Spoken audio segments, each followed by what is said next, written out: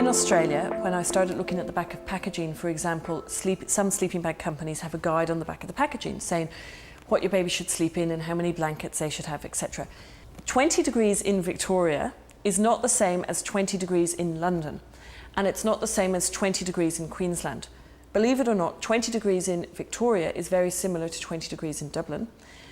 And it doesn't take into account this when we're looking at guides for babies sleeping. We have a safe sleeping guide, and it tells you a different temperature and blanket layer for Queensland, a different temperature and blanket layer for different parts of WA, for New Zealand, for Victoria, for South Australia. Now, when I talk about blankets, I'm not talking about big heavy blankets. I'm talking about a blanket like this.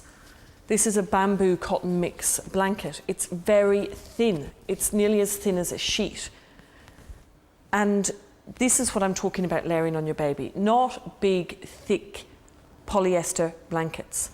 Now, when you look at thermal rating, which is how warm something makes you when it's on top of you, the average Australian duvet or doona is between 15 and 16 tog.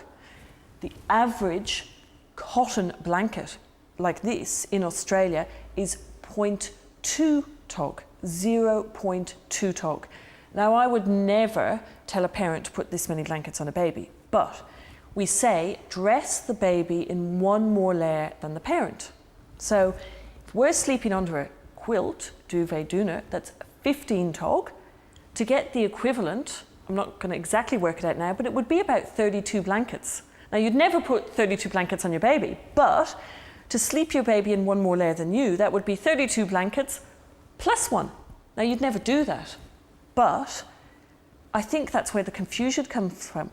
We think a few blankets on our baby, cotton or bamboo blankets, is too much and we might overheat them. Well, no, they need bedding. A baby needs bedding to sleep safely at night in the safe sleeping position of on their back.